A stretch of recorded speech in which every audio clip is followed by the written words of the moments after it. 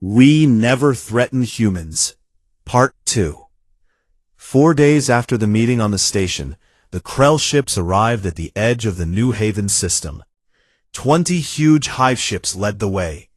Each one looked like a black mountain with sharp spines and glowing red ports. Behind them came hundreds of smaller fighter craft. They moved in tight swarms, like angry insects. New Haven was a green and blue world. Wide fields covered most of the land. Tall mountains stood in the north. Rivers ran through valleys.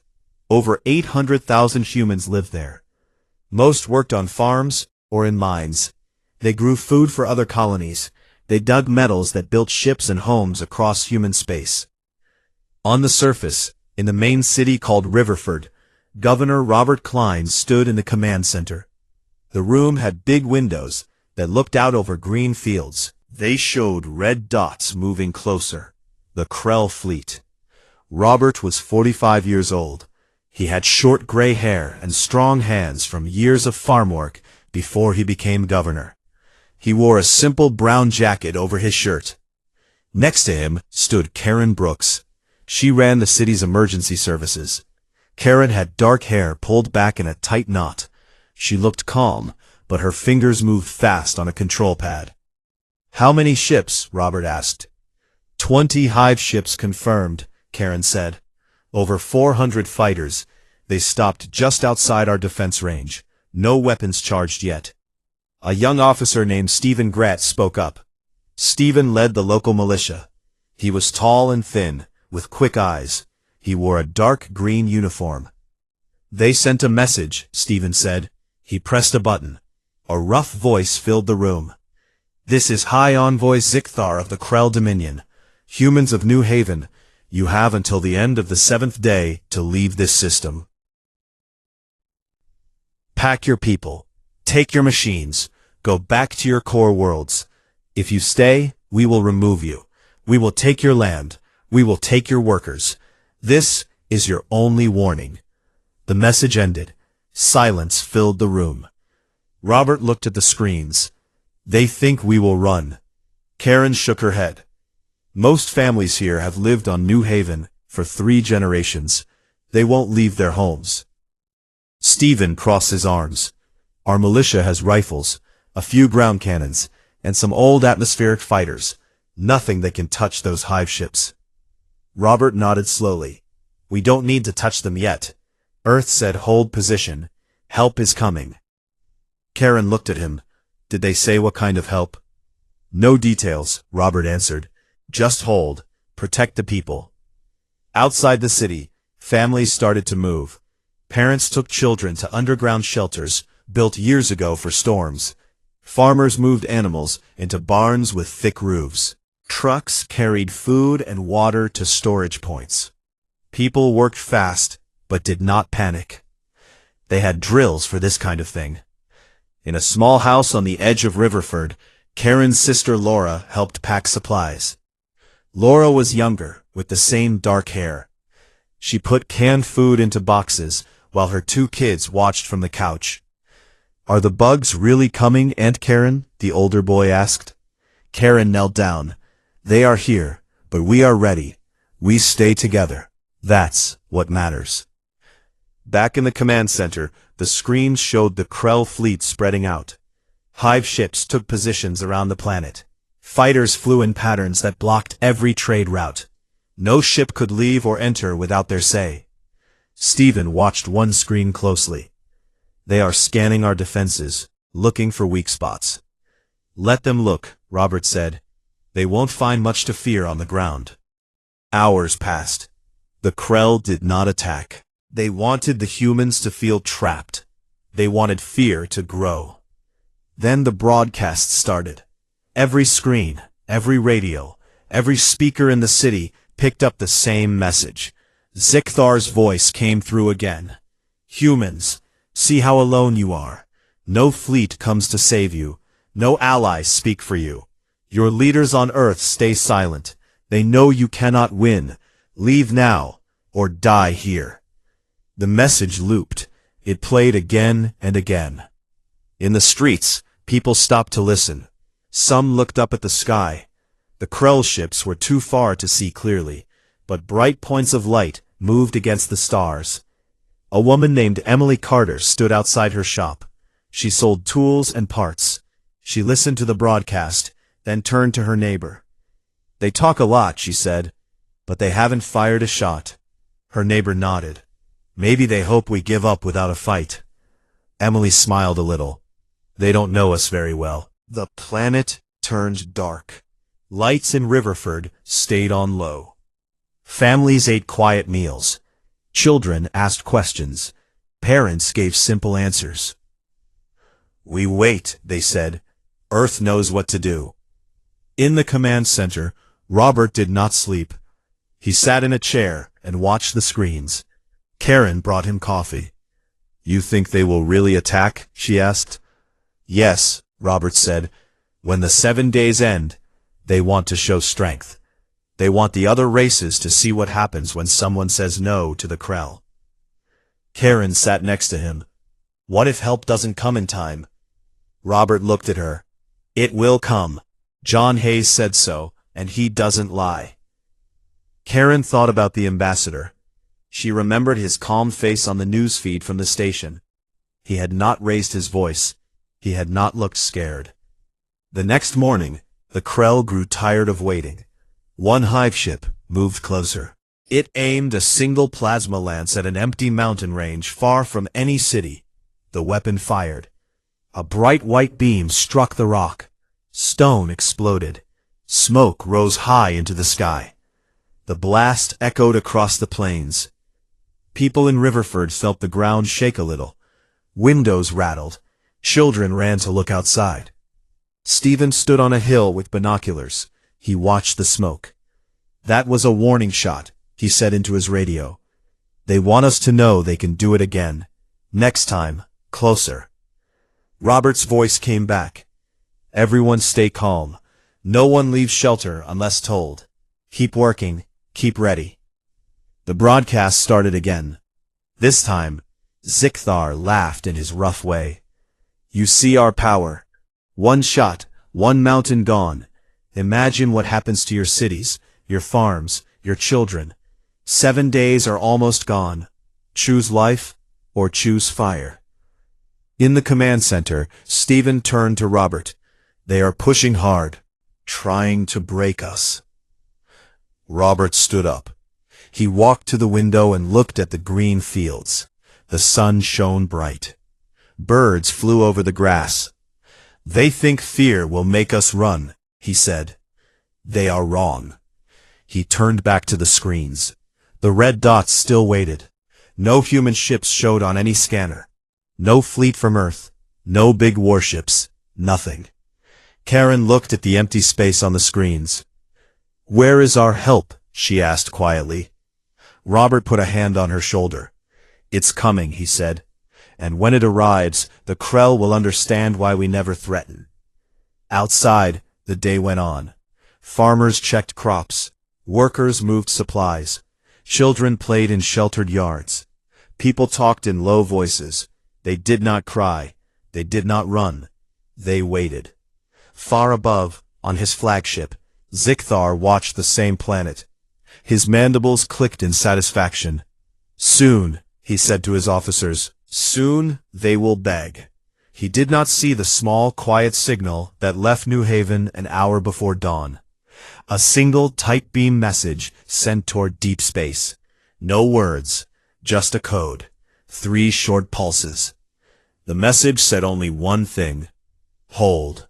We never threaten humans. Part 3. The 7th day began with clear skies over New Haven. Sunlight touched the green fields and made the rivers sparkle. In Riverford, people moved quietly. They stayed close to shelters. No one worked in the open fields. Everyone waited. High above, the Krell fleet held its circle around the planet. 20 hive ships sat like dark stones in space. Their fighter swarms flew slow patterns. No one had fired since the warning shot on the mountain. Zikthar wanted the humans to feel the pressure. He wanted them to break. On the bridge of his flagship, Zikthar stood tall. His red eyes watched the planet below. His officers moved around him on many legs. "The time is up," one officer said. "They have not left. No ships have come from their core worlds." Zikthar clicked his mandibles. "Good. They choose fire. Prepare the bombardment line. Target the main city first. Show the galaxy what happens to those who refuse us." The officers gave orders. Weapons hummed. Energy built in the big guns. The hive ships turned slowly to face New Haven. At that exact moment, far from the blockade, a single ship dropped out of hyperspace. It appeared on the edge of the system, near a small asteroid belt. The ship looked ordinary. It was a boxy freighter with gray paint and no bright markings. Its name showed on the side in plain white letters. Reliance. No alarm sounded on the Krell ships at first. A freighter was nothing. It broadcast one short message on open channels. "This is the human supply ship Reliance. We carry food and medical supplies for New Haven. We request safe passage to deliver aid. We will approach slowly." Zikthar laughed when he heard it. "A single ship? They send a delivery truck to face us?" His officers laughed too. One of them spoke. "Shall we destroy it now?" "No," Zikthar said. "Let it come closer. Let the humans watch their last hope burn. Order it to stop. If it does not, open fire." The message went out from the flagship. "Human freighter Reliance. This system is under Krell control. Turn back now. Do not approach. This is your final warning." On the bridge of the Reliance, a calm voice answered. "We heard your message. We are civilians with aid. We will continue to New Haven. We do not seek conflict." The Reliance kept moving. It flew straight toward the planet, at a steady speed. No weapons showed. No shields flared. It looked helpless. Zikthar's mandibles opened wide. "Fools, destroy it." 3 hive ships turned their plasma lances. Bright beams shot out. The shots hit the Reliance dead center. White fire bloomed across its hull. The Krell cheered. But then the fire faded. The ship still flew. Its gray hull had black marks, but it did not break. A soft blue glow appeared around it. The glow grew stronger. Shields. Strong shields. Stronger than any freighter should have. Zikthar stopped laughing. "All ships, full barrage. Tear it apart." More beams fired. Energy blasts struck again and again. The Reliance shook, but it kept coming. Its speed did not drop. Then the bays on the Reliance opened. Small doors slid back on every side. From inside came drones. Not big drones, small ones, each one the size of a car. They looked smooth and black, with no visible weapons. Hundreds poured out. They spread like a cloud of dark birds. The Krell fighters moved to meet them. Swarms of sharp fighters rushed forward. They fired rapid bolts. The drones did not fire back at first. They dodged. They moved fast and smooth. Some fighters missed. Others hit. But the drones absorbed the shots. Their surfaces rippled like water, then became hard again. One drone flew close to a Krell fighter. A thin blue line shot from its side.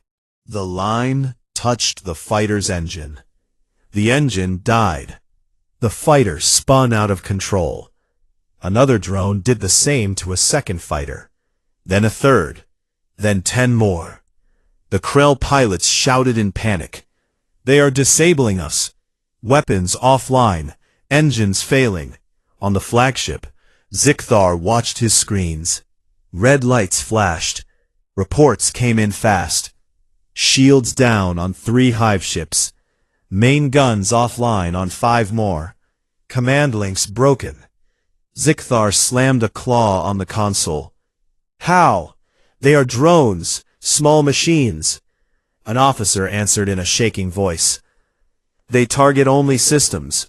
Weapons, engines, bridges. No hull breaches, no deaths. But we cannot fight back." The drones worked like surgeons.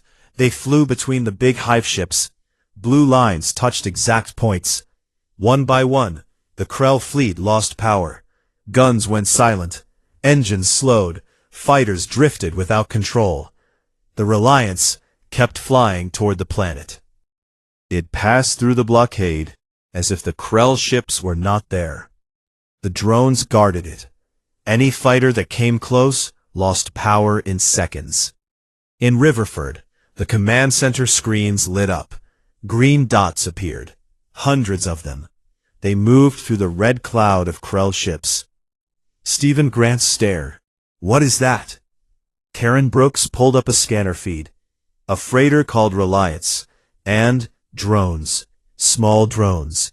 They are taking apart the Krell fleet without destroying anything. Robert Klein stood up. He walked to the window. Far above, flashes of blue light moved across the sky. No explosions, no fire, just silence and control. A message came through on the main channel. John Hayes' voice. Calm, clear. People of New Haven, this is Ambassador Hayes aboard the Reliance. Aid is here. The blockade is ended. Stay in your shelters until we clear the path. Help is on the way down. Smiles started on tired faces. Above, Zikthar's bridge was chaos. Lights blinked red. Officers ran between stations. Nothing worked. One officer turned to Zikthar. High Envoy, our weapons are gone. Engines at half power. We cannot fight. We cannot run. Zikthar stared at the main screen. The small freighter now sat close to his flagship. It looked tiny next to the huge hive ship. But it had won. The Reliance sent one last message. We request docking permission. Ambassador Hayes will come aboard to speak, under truce. No weapons will fire unless attacked. Zikhar's claws shook. He had no choice. Grant permission, he said in a low voice. Let them come. The docking tube extended. A small hatch opened on the Reliance. 5 figures walked across. John Hayes led them. Lisa Morgan walked beside him. Behind came 2 security officers in plain gray suits. They entered the Krell flagship. The corridors were dark and narrow. Krell warriors lined the walls. Their claws gripped blades, but no one moved. John Hayes walked straight. He did not look left or right. He reached the command chamber. Zikthar waited there. His shell looked dull under the lights. His red eyes stared down. John stopped a few steps away. He spoke in the same calm voice. You crossed our line, he said. Now you see why we never threaten. Zikthar tried to stand taller. You use tricks, small machines, not honor. John shook his head. Not tricks. Tools. Tools to protect our people. You fired first, we answered. That is all. He looked around the broken bridge. Your ships live. Your crews live. We could have ended them. We did not. Remember that. Zikthar said nothing. John turned to leave. We will escort your fleet out of this system. Go home. Tell your leaders. Humans do not threaten, but we do protect. His people followed. The drones stayed in place. They watched. They waited. Below on New Haven, people started to come out of shelters. They looked up at the sky. The red lights of the Krell ships faded one by one. The blue glow of the drones moved away. The blockade was over. And the galaxy would soon learn the rest of the lesson. We never threaten humans. Part 4. The docking tube locked with a soft click. John Hayes stepped onto the Krell flagship first. Lisa Morgan followed close behind. 2 security officers came last. Their gray suits had no rank marks, no visible weapons. They walked in silence down the dark corridor. Krell warriors lined both sides. Tall shells, sharp claws, red eyes watched every step. Blades rested in their grips, but no one moved to strike. The air smelled of metal and oil. Lights flickered overhead. John did not look at the warriors. He kept his eyes forward. His face stayed calm. Lisa held her tablet low. She scanned for threats. The officers watched the walls and the ceiling. They reached the command chamber. Wide door slid open. Inside, Zikthar waited on a raised platform. His shell looked dull now. Cracks showed where drone strikes had hit the hull. Their mandibles clicked in nervous patterns. John stopped in the center of the room. He looked up at Zikthar. "You asked for this meeting," Zikthar said. His voice sounded rougher than before. "Speak." John nodded once. "We are here to end this. Your fleet will leave the system. Your ships will return to Krell space. No more demands. No more blockades." Zikthar's eyes narrowed. "You cripple my armada with toys, small drones, weak machines, and now you give orders?" John shook his head. "Not orders. Facts. Your weapons are offline. Your engines run at low power. Your fighters drift without control. You cannot fight. You cannot run. The choice is simple." Lisa stepped forward. She turned her tablet so Zikthar could see the screen. It showed live feeds from every Krell ship. Red markers blinked on guns, engines, bridges. All disabled. Precise cuts. No explosions, no blood. Zikthar stared at the images. His claws tightened. "One freighter. One cloud of drones. How do you do this?" John answered in the same even voice. "The Reliance is not a simple freighter. It carries modular defense platforms. Each platform works alone. Each one connects to the others. They see, they think, they act. When you fired on our world, the system woke up. It protected what belongs to us." Zikthar leaned forward. "You speak of protection, yet you come aboard my ship, unarmed. You risk your lives. Why?" "Because we do not need to kill to win," John said. "We need you to understand. Humans never threaten. We do not shout warnings across the stars. We do not send fleets to scare others. When someone attacks our people, we answer. The answer is final." One Krell officer stepped closer. "You could have destroyed us. Why leave our ships whole?" John looked at the officer. "So you can go home. So you can tell your leaders what happened here. So the galaxy learns. Attack humans, and you lose the tools to fight. But you keep your lives. Use them wisely." Zikthar hissed. "You mock us." "No," John said. "We warn you. Once. This is the warning." Silence filled the chamber. The only sound came from the low hum of damaged systems. Lisa spoke next. "We have already sent repair codes to your ships. Basic power will return in 1 hour. Enough to leave the system. Enough to reach your borders. After that, your weapons stay locked for 30 standard days. A reminder." Zikthar's mandibles opened wide. "You put chains on our fleet?" "Temporary," Lisa said, "until we are sure you will not return." John took one step closer to Zikthar. "Look at your bridge. Look at your officers. No one died today. No families lost members. That was our choice. Remember it." For the first time, something like doubt showed in his red eyes. "You are not like other races," he said slowly. "They boast, they threaten, they wave big guns. You stay quiet. You look weak, then you strike like this." John gave a small nod.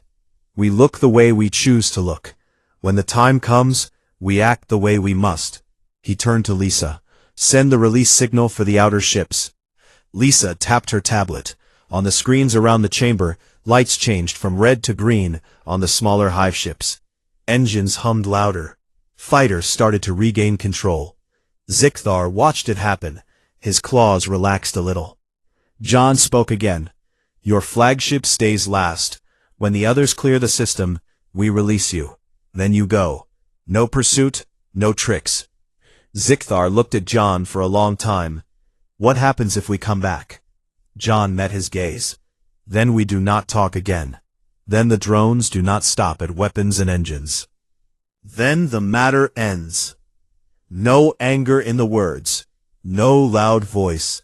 Just truth." Zikthar turned to his officers. Prepare to withdraw. All ships, follow the human instructions. The officers moved fast. Orders went out. The bridge filled with clicks and low voices. John looked at Lisa. Time to go. They walked back through the corridor. The warriors still lined the walls. This time, their claws stayed low. No blades raised. Eyes followed the humans, but no one spoke. At the docking tube, John stopped. He turned to the nearest warrior. Safe travels, he said. The warrior clicked once. It sounded almost like respect. The tube sealed. The humans crossed back to the Reliance. The hatch closed behind them. Inside the small bridge of the Reliance, Laura Bennett waited. She was the lead security officer. Tall, short black hair, quiet eyes. She nodded when John entered. All secure? She asked. They comply. Laura looked at the main screen. The Krell ships started to move. Slow at first, then faster. They pulled away from New Haven in a loose line. No weapons powered up. No fighters broke formation. Lisa sat at her station. Outer ships clear jump range. They head for the border. John sat in the command chair. He watched the screen. The red dots faded one by one. Flagship next, Laura said. The last hive ship turned. Its engines flared. It followed the others. John pressed a button. Release final locks. A soft tone sounded. On the Krell flagship, systems came back online. Weapons stayed dark. Engines ran clean. Zikthar's voice came over the open channel one last time. Humans, we leave. We will not return. No threat in the words. No anger. Just fact. John answered, Safe journey. The channel closed. The Reliance stayed in orbit. Drones pulled back into the bays. One by one, they vanished inside the gray hull. Below on New Haven, people watched the sky. The dark shapes of the Krell ships grew small. Then, they jumped away. Gone. In Riverford, cheers rose from the streets. Families came out of shelters. Children ran into fields. Parents hugged. Farmers looked at their crops. Miners returned to their shafts. In the command center, Robert Klein turned to Karen Brooks and Stephen Grant. It's over, he said. Karen smiled for the first time in days. They left. No fight. No blood. Stephen shook his head. One ship, hundreds of drones, and they never raised their voice. Robert looked out the window. The sun shone bright. The planet looked the same as before. But it will never be the same, he said. Not for them. Not for anyone watching. Far above, John Hayes stood at the window of the Reliance. He looked down at New Haven. What now? John kept watching the green world. Now we rebuild. Now we wait for the next one who thinks they can test us. Laura stepped up beside them. Do you think they learned? John thought for a moment. Some will, some won't. But the story spreads. That's enough. The Reliance turned slowly. It moved toward the planet. Dropships prepared to bring aid to the surface. The blockade was gone. The lesson remained. And across the stars, alien ears listened to the quiet words that followed one simple rule. Humans never threaten. We never threaten humans. Part 5. The last Krell hive ship jumped away. A flash of light marked its exit from the New Haven system. Then nothing. Empty space. Stars shone bright again. The drones from the Reliance pulled back into their bays. The gray freighter turned toward the planet. Dropships left its sides and flew down to the surface. In Riverford, people filled the streets. Children ran out first. They looked up at the sky and pointed. No more dark shapes. No more red lights. Parents followed. They stood in groups. Some hugged, some laughed. Some just stared in quiet relief. Robert Klein walked out of the command center. Karen Brooks came with him. Stephen Grant followed close behind. They stopped at the edge of the main square. People noticed them and gathered around. Robert raised his hand. The crowd grew quiet. "The Krell are gone," he said. "They left on their own. No battle, no losses on our side. Our people are safe." A cheer rose. It started small, then grew loud. Hands clapped, voices shouted thanks. Someone started to sing an old Earth song about home and freedom. Others joined in. Karen looked at the faces around her. Tired eyes, now bright. Dirty clothes from days in shelters, now forgotten. She smiled. Stephen spoke to a group of militia members. "Stand down. Keep watch for a few days, but go home to your families tonight." The militia nodded, rifles lowered, shoulders relaxed. High above, the Reliance entered low orbit. John Hayes stood on the bridge. He watched the green world turn below. Lisa Morgan sat at her station. She sent final reports to Earth. Laura Bennett checked the drone logs. Everything clean, no mistakes. A message came in from the surface. Robert Klein's face appeared on the main screen. "Ambassador Hayes," Robert said, "thank you, all of you. We held because we knew you would come. You held well, Governor." That made the difference. Robert looked off screen for a moment. "People want to meet you, if you can come down." John thought for a second. "We will, in 1 hour, small group, no ceremony." The screen went dark. 1 hour later, a dropship landed in the main square. Dust rose around it. The ramp lowered. John Hayes stepped out first. Lisa Morgan followed. Laura Bennett came last. They wore plain clothes, no uniforms, no medals. People waited in a wide circle. No pushing, no noise, just quiet respect. Robert walked forward. He shook John's hand. "Welcome to New Haven," he said. John looked around. "It's a good place. Green. Strong people." Karen stepped up next. "We have food ready. Nothing fancy, just a meal together." John smiled a little. "We would like that." They walked to a long table set up under open sky. Simple chairs. Plates of bread, meat, vegetables from local farms. Jugs of water and fruit juice. No speeches. No flags. John sat between Robert and Karen. Lisa sat across from Stephen. Laura took a seat at the end. People joined them. Farmers, miners, teachers. Children sat on the grass nearby and watched with big eyes. They ate in silence at first. Then talk started. Small things. How the crops looked this year. How the children missed school. How the nights felt long during the blockade. A young boy walked up to John. He held a small stone painted blue. "This is from the river," the boy said. "I wanted you to have it." John took the stone. He turned it in his hand. "Thank you. It's a good stone." The boy smiled and ran back to his mother. Karen looked at John. "They think you saved us, but you did it without a fight, without anger." John set the stone down. "We saved what was ours. That's all." Stephen leaned forward. "The drones, the shields, the way everything worked together. How long have you had that ready?" John answered plainly. "Long enough. We build tools for protection. We keep them hidden until needed. No show, no boast." Lisa added, "The galaxy sees big fleets and loud threats. They think that is power. We think different." Robert nodded slowly. And now they know. Word spread fast. Messages flew across the stars. Alien stations, trade posts, neutral worlds. Every channel carried the same story. The Krell came to take 3 systems. They brought 20 hive ships and hundreds of fighters. 1 human freighter arrived. Small drones came out. The Krell fleet stopped moving.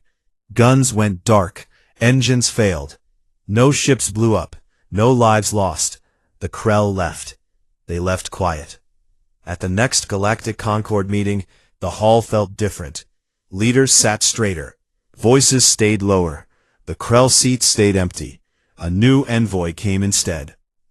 A smaller Krell with dull eyes. He spoke short words. "The Dominion agrees to the non-aggression pact," he said.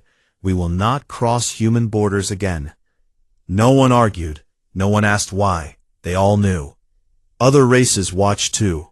The Lyran Union sent quiet messages of respect. The Voth Collective offered new trade deals. Even distant empires sent notes. Humans never threaten. They act when needed. They leave reminders. Back on New Haven, the meal ended. The sun started to set. Orange light touched the fields. People stood up. They shook hands. They said thanks again. John, Lisa, and Laura walked back to the dropship. Robert, Karen, and Stephen went with them. At the ramp, Robert stopped. "If trouble comes again," he said, "we know who to call." John looked at him. "You won't need to call. We watch, always." They climbed aboard. The ramp closed. The ship rose. It joined the Reliance in orbit. Night fell on New Haven. Stars filled the sky. Families went home. Lights turned on in houses. Children slept. Parents talked in low voices about the day. In one small home, Karen tucked her sister Laura into bed. The kids slept already. Laura looked up. Will they come back? Karen smoothed the blanket. Maybe someone else will try one day, but not soon. And if they do, we know what happens. Laura closed her eyes. Humans never threaten. Karen smiled in the dark. That's right. Far out in space, the Reliance turned toward the core worlds. Its engines hummed soft. John stood at the window. He looked at the stars. Lisa joined him. Do you think the lesson sticks? John watched a distant nebula glow blue. For some, not all, but enough hear it. That's what matters. Laura stepped up. And if more test us? John turned to her. Then we answer. Same as always. Quiet, precise. Final. The ship flew on. Behind it, New Haven spun slow and peaceful. Ahead, the galaxy waited. Some parts friendly, some parts curious, some parts still hungry for power. But one rule spread now. From station to station, from world to world. Approach humans with care. Respect their lines. Because humans never threaten, they protect. And when they protect, nothing stands against them. The stars stayed silent. The lesson stayed loud. We never threaten humans. Part 1. The big round station floated high above the yellow clouds of the gas giant Vexera. Inside its wide meeting hall, lights shone bright on smooth metal walls. Leaders from many alien races sat around a long black table. They came from the Galactic Concord, a group that tried to keep peace among the stars. At one end of the table sat the humans. There were only 3 of them. John Hayes was the leader of the group. He wore a plain gray suit and sat straight in his chair.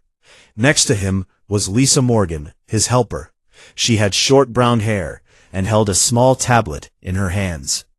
Behind them stood Robert Klein, a tall man with calm eyes. He wore the dark blue uniform of the human navy, but said nothing. Across from them sat the Krell.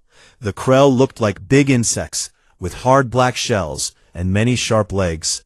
Their leader was High Envoy Zikthar. His mandibles clicked when he spoke, and his red eyes glowed under the lights. 6 Krell guards stood behind him. Their claws rested on the handles of energy blades. The meeting had gone on for 2 hours. Most of the talk was about small border worlds and trade rules. Then Zikthar raised one claw. The room became quiet. Human delegation, Zikthar said in a low, rough voice. The Krell Dominion claims 3 systems near the Orion Arm. These worlds are rich in metals and gases. Your people have small outposts there. We ask you to leave. Do this, and we stay friends. Refuse, and things change. John Hayes looked at Zikthar for a long moment. He did not blink. Then he spoke in a clear, even voice. The systems you name are home to over 2 million human citizens. They built farms, mines, and schools there. They will not leave. Zicthar's mandibles opened wide. A sharp laugh came from his throat. 2 million? That is nothing. Our dominion has trillions. Our fleets number in the thousands. Your numbers are small. Your ships are few.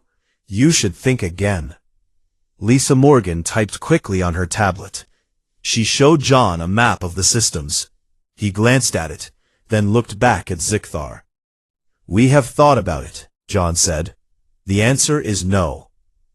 The other aliens around the table moved in their seats. Some looked worried. Others looked curious. A blue-skinned diplomat from the Lyran Union whispered to his neighbor. A tall, thin creature from the Voth Collective clicked its beak in surprise. Zicthar leaned forward. His claws tapped the table. You speak with calm words, human, but calm words will not stop our ships. If you do not leave, we will take the systems by force. We will burn your outposts from orbit. We will take your people as workers. This is not a request. This is the only path left. John Hayes folded his hands on the table. We heard your words, now hear ours. Humans do not make threats. We never threaten humans. We never threaten anyone. Zicthar stared. His red eyes narrowed. What does that mean? You speak in riddles.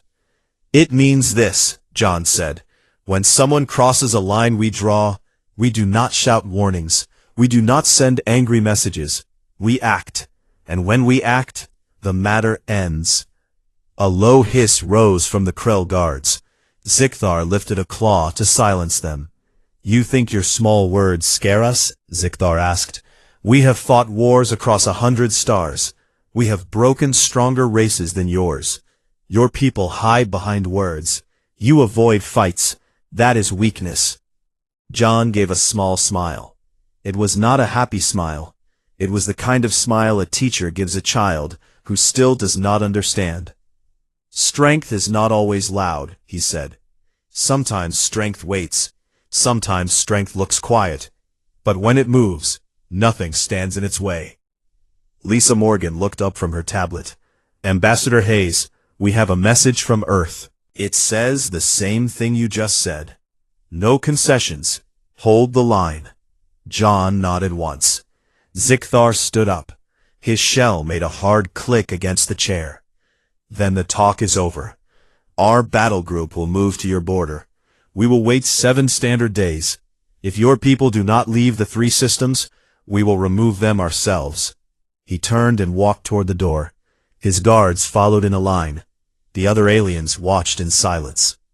John Hayes stood too. He looked at the empty chairs where the Krell had sat. Then he turned to Lisa and Robert. Let's go home, he said. They walked out of the meeting hall. The corridor was wide and bright. Their shoes made soft sounds on the metal floor. A small window showed the swirling yellow clouds of Vexara far below. Lisa spoke first. Do you think they will really attack? John kept walking. Yes, they will try. Our colony on New Haven is the biggest in those systems. Over 800,000 people live there. Most are farmers and miners. They have no heavy weapons. John stopped at the window. He looked out at the stars. They have us. Lisa frowned. 1 diplomatic ship against a Krell battle group? That is not enough. John turned to her. The Endurance is not just a diplomatic ship. It carries what we need. Robert raised one eyebrow. You mean the modules? John nodded. Yes. And more are already in place. The Krell will see them soon. They reached the docking bay. The human ship waited there. It looked plain. Its hull was gray with a few white stripes. No big guns showed on the outside. No sharp edges. It looked like a transport ship, not a warship. A crew member in blue uniform saluted as they walked up the ramp. Welcome back, Ambassador, the crew member said. All systems are green. We can leave when you give the word. John looked back one last time at the station. Lights glowed in every window. Somewhere inside, Zicthar was giving orders to his fleet. Take us out, John said. Slow and steady. No rush. The ramp closed. The engines hummed. The Endurance pulled away from the station. It turned toward open space and slipped into the dark between the stars. On the bridge, Lisa sat at her station. She pulled up a screen that showed the 3 systems in question. Small green dots marked human colonies. A larger red cloud moved toward them. The Krell fleet. "How long until they reach New Haven?" she asked. 4 days, Robert answered. "Maybe 5 if they stop to regroup." John sat in the command chair. He looked at the screen for a long time. "They think we are weak," he said. "They think we will run or beg. They are wrong." Lisa looked at him. "What happens when they attack?" "Then we show them why humans never threaten. We show them what happens when someone tries to hurt our people." The ship flew on. Stars slid past the windows. Inside, the 3 humans sat quiet. They did not look afraid. They looked ready. Far behind them, the Krell ships gathered. Engines flared, weapons charged. Zikthar stood on his flagship bridge and stared at the human border. 7 days, he said to his officers. Then we take what is ours. He did not know that the humans had already drawn their line, and they never crossed back over it.